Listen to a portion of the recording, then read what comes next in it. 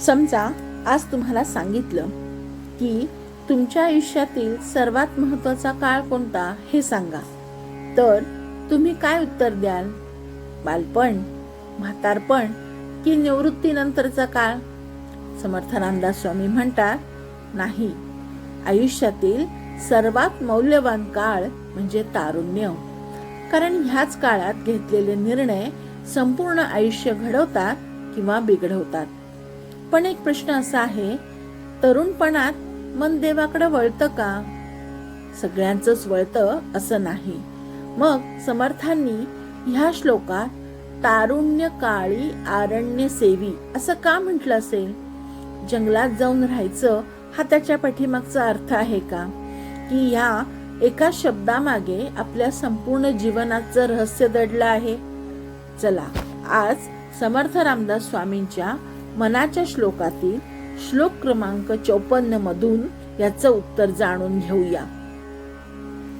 सदा सेवी आरण्य तारुण्य काळी, मिळे ना कदा कल्पनेचे निमेळी, चळे ना मनी निश्चयो दृढ ज्याचा, जगी धन्य तो दास सर्वोत्तमाचा. जय जय रघुवीर समर्थ. समर्थ रामदास स्वामींच्या प्रत्येक श्लोकात जीवनाची दिशा किंवा जीवनाला दिशा मिळेल असा एक गूढ संदेश लपलेला आहे. पण काही श्लोक असे आहेत की ज्याचा अर्थ फक्त शब्दशः समजून घेतला तरी चालतो, तर काही श्लोक असे आहेत त्यातील गाभा आपल्याला लक्षातच येत नाही. हा श्लोक त्यापैकीच एक आहे. पहिल्याच ओळीत समर्थ म्हणतात, सदा सेवी आरण्य तारुण्य काळी. हे ऐकताच अनेकांच्या मनात प्रश्न निर्माण होतो. समर्थ आपल्याला संसार सोडून जंगलात जायला राहण्यास सांगत आहेत का? प्रत्येकाने हिमालयात जाऊन तपश्चर्या करावी असा त्या पाठीमागचा संदेश आहे का? तर नाही. समर्थांचा संदेश ह्यापेक्षा खूप व्यापक आणि अत्यंत व्यावहारिक आहे. येथे आरण्य म्हणजे केवळ झाडांनी भरलेले जंगल नाही, तर मनातील वैराग्य, अंतर्मनातील शांतता आणि विषयांपासून अलिप्त राहण्याची अवस्था म्हणजे आरण्य होय. आजच्या काळात जंगलापेक्षा जास्त गोंधळ आपल्या मोबाईलमध्ये असतो, सोशल मीडियामध्ये असतो आणि सतत धावणाऱ्या विचारांमध्ये आहे. त्यामुळे हा श्लोक आजच्या काळात पूर्वीपेक्षाही अधिक महत्वाचा ठरतो. सदा सेवी आरण्य तारुण्य काळी.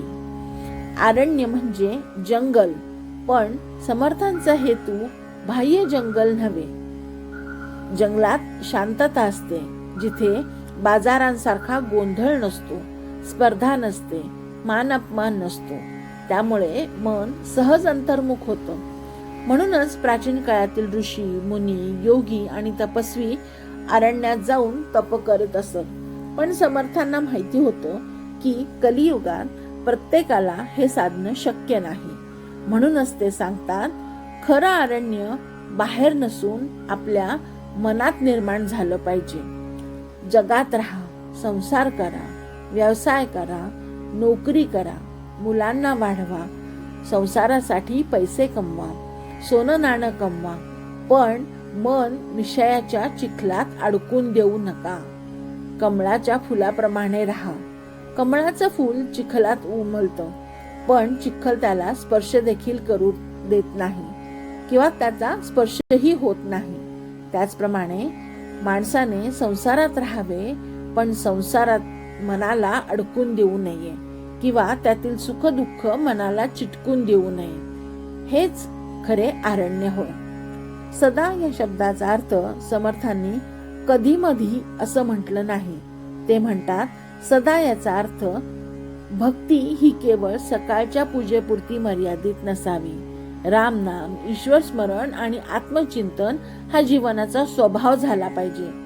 काम करताना, प्रवास करताना, स्वयंपाक करताना, कार्यालयात असताना, म्हणजेच काय, उठता बसता झोपता काम करता मनाची दिशा परमेश्वराकडेच असावी.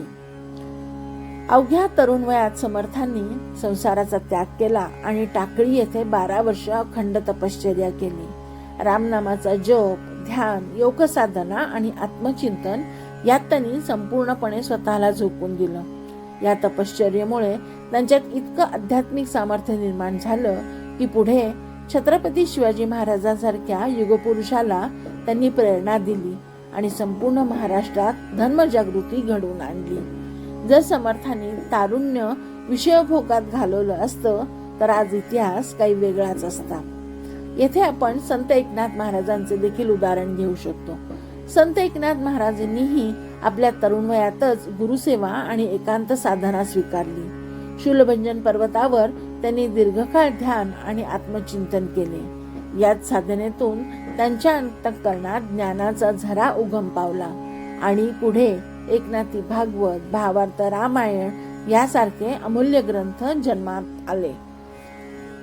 एकांत हा पळवाट नसतो, तर तो आत्मज्ञानाचा दरवाजा असतो.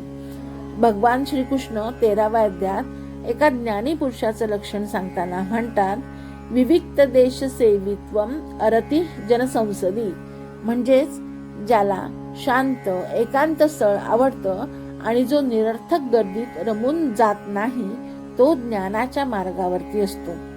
हेच सामर्थ्य अरण्य ह्या शब्दामध्ये आहे. इथे आपण जनक राजांचे सुद्धा उदाहरण घेऊ शकतो. जर अरण्य म्हणजे वैराग्य असेल तर संसार करणारा माणूस मुक्त होऊ शकतो का? याचं सर्वात सुंदर उदाहरण म्हणजे जनक महाराज. त्यांच्याकडे राज्य होतं, संपत्ती होती, वैभव होतं, पण मन परमात्म्यात स्थिर होतं. त्यांचं मन संसारात नव्हतं. त्यामुळेच त्यांना विदेही असं म्हटलं गेलं. यावरून समजतं अरण्य हे ठिकाण नसून ही मनाची अवस्था आहे. रामकृष्ण परमहंसही येथे एक सुंदर उदाहरण देतात. ते म्हणतात, नाव पाण्यात असली पाहिजे, पण पाणी नावेत शिरलं तर नाव बुडते. त्याचप्रमाणे माणसाने संसारात राहायला पाहिजे, पण संसारात मन भरून देऊ नका, म्हणजे संसार मनात रमवू देऊ नका. याचाच अर्थ आपण संसारामध्ये अरण्य असल्यासारखे राहिले पाहिजे. मिळे ना कदा कल्पनेचे निमेळी. आता समर्थ रामदास स्वामी ह्या श्लोकातील दुसरा आणि सर्वात सूक्ष्म टप्पा सांगतात. एकांतात जाणं, वैराग्य स्वीकारणं किंवा साधना सुरू करणं हे महत्वाचं आहेच, पण त्याहून कठीण गोष्ट म्हणजे मनावर विजय मिळवणं. कारण माणसाचा खरा शत्रू बाहेर नसतो, तर त्याच्या मनात सतत निर्माण होणाऱ्या कल्पना, इच्छा, वासना यामध्ये असतो. मिळे ना कदा कल्पनेचे निमेळी. ह्या ओळीत कल्पना हा शब्द अत्यंत गूढ आहे. इथे कल्पना म्हणजे फक्त एखादा विचार, केवळ स्वप्न नाही. समर्थांच्या भाषेत कल्पना म्हणजे विषयांची ओढ, वासना, अहंकार, लोभ, मोह, मद, मत्सर, मान सन्मानाची अपेक्षा, भविष्याची चिंता, भूतकाळातील पश्चाताप, सतत मनात चालणारे काल्पनिक संवाद. मन एका क्षणासाठीही रिकामं राहत नाही. एका कल्पनेतून दुसरी कल्पना, दुसऱ्यातून तिसरी, तिसऱ्यातून चौथी, अशी अखंड साखळी सुरू असते. आज आपण देवाचं नामस्मरण करायला बसतो, तरी 5 मिनिटं सुद्धा मन शांत राहत नाही. ते 5 मिनिटात कुठे कुठे फिरून येतं हे आपल्यालाही चांगलं माहिती आहे. कधी ऑफिसात, कधी व्यवसायात, कधी पैशाची चिंता, कधी मुलांचं भविष्य, कधी कोण काय बोललं, कधी मी काय उत्तर दिलं, कधी ह्याचं काय होईल, कधी उद्या काय होईल, या सर्वांचा विषय चालू असतो. यालाच समर्थ कल्पनेचे निमेळी म्हणतात. मेळ म्हणजे संगत. ज्याच्या मनाशी ह्या कल्पनांची संगतच होत नाही तोच खरा साधक होय. दासबोधामध्ये समर्थ रामदास स्वामी वारंवार सांगतात, मन जसं विचार करेल तसंच आयुष्य घडेल. मन विषयांकडे धावलं तर दुःख मिळेल, पण भगवंताकडे धावलं तर शांती मिळेल. म्हणून कल्पनांचा वेग कमी करण्यासाठी सतत नामस्मरण, स्वाध्याय, सत्संग अवश्य केला पाहिजे. येथे भागवतातील भरत महाराजांचं उदाहरण, एक सुंदर उदाहरण आपल्याला इथे समजतं. भरत महाराजांनी राज्याचा त्याग करून वनात तपश्चर्या सुरू केली. साधना उत्तम चालली होती, पण एक दिवस एका हरिणीच्या पाडसावर त्यांची माया बसली. सुरुवातीला ती फक्त दया होती, नंतर काळजी झाली, मग प्रेम झालं आणि शेवटी त्याचाच सतर विचार सुरू झाला. शरीराने ते जंगलात होते, पण मन हरिणामध्ये अडकलं. परिणामी पुढचा जन्म त्यांना हरिणाचा घ्यावा लागला. हा प्रसंग आपल्याला काय शिकवतो? बाहेरचं आयुष्य पुरेसं नाही, बाहेरचं अरण्य पुरेसं नाही, मनातील कल्पना संपल्या पाहिजे. आज एखादा विद्यार्थी अभ्यासासाठी टेबलावर बसतो, पुस्तक उघडतो, पण 5 मिनिटात मोबाईल हातात येतो. एका मेसेज पासून सुरुवात होते, मग सोशल मीडिया, मग व्हिडिओ, मग इंस्टाग्राम, मग फेसबुक, मग ह्याची तुलना त्याची तुलना, असं बघत बघत 2 तास कधी निघून जातात हे कळत नाही. शरीर अभ्यासाच्या टेबलावर असतं, पण मन कल्पनांच्या मेळ्यात हरवलेलं असतं. आजचं सर्वात मोठं अरण्य म्हणजे जंगल नव्हे, तर मोबाईल पासून काही वेळ दूर राहून स्वतःच्या मनात डोकावणं हे आहे. चळेना मनी निश्चय दृढ ज्याचा. आता समर्थ 3रा गुण सांगतात. दृढ निश्चय. आध्यात्मिक जीवनात सुरुवात करणारे अनेक असतात, पण शेवटपर्यंत टिकणारे फार थोडे असतात. 2 दिवस जप, 4 दिवस ध्यान, थोड्या अडचणी आल्या की साधना बंद, हा निश्चय नाही. दृढ निश्चय म्हणजे परिस्थिती काहीही असो, लोक काहीही बोलो, यश मिळो अथवा न मिळो, साधना थांबू न देणं. ध्रुवाची कथा आपल्याला सर्वांनाच ज्ञात आहे. त्यांनी कितीही अपमान झाला, काही झालं तरी त्यांनी भगवंताचं दर्शन घ्यायचं ठरवलं. मला भगवंत जोपर्यंत दर्शन देत नाही तोपर्यंत कितीही अडथळे आले तरी सुद्धा मी तर विष्णूंचं दर्शन घेतल्याशिवाय इथून हलणार नाही असं सांगितलं. ध्रुव आजही अढळतेच प्रतीक आहे. भगवान श्रीकृष्ण अर्जुनाला सांगतात, व्यवसायात्मिका बुद्धी एकेह कुरुनंदन, म्हणजे ज्यांची बुद्धी एका ध्येयावर स्थिर असते तोच यशस्वी होतो. ज्याचं मन दररोज नवीन इच्छा, नवीन मोह, नवीन कल्पना, नवीन आकर्षण यामध्ये भरकटत राहतं, त्याला ना प्रपंचात यश मिळतं ना परमार्थात. रामकृष्ण परमहंस म्हणतात की कोणी जर तुम्हाला एकदा विचारलं देव कसा दिसतो, देव मिळतो का, तर रामकृष्ण परमहंस म्हणतात, हो, जसा पाण्यात बुडलेल्या माणसाला फक्त श्वास हवा असतो, तशी देवासाठी तळमळ जेव्हा निर्माण होते तेव्हा देव नक्की मिळतो. ही तळमळ म्हणजेच दृढ निश्चय होय. समर्थांनी 12 वर्षे टाकळी येथे रामनामाचा जप केला. दररोज रामनाम म्हटले. ध्यान, तप, स्वाध्याय असा एकही दिवस त्यांनी दवडला नाही की ज्या वेळेस त्यांनी रामनाम केलं नाही. म्हणूनच त्यांच्या शब्दांना आजही सामर्थ्य आहे, कारण त्यांनी जे सांगितलं ते प्रथा स्वतः केलं. जगी धन्य तो दास सर्वोत्तमाचा, ह्या श्लोकातील शेवटचं चरण. आता समर्थ ह्या श्लोकाचा निष्कर्ष सांगतात. धन्य कोण आहे? ज्याच्याकडे पैसा आहे तो, मोठं घर आहे तो, मोठं पद आहे तो, का आणखीन कोण? तर नाही. समर्थांच्या दृष्टीने धन्य तो आहे ज्याच्या मनात वैराग्य आहे, ज्याचं मन कल्पनांच्या गुलामगिरीत नाही, ज्याचा निश्चय दृढ आहे, ज्याचे जीवन भगवंताला अर्पण झालेलं आहे.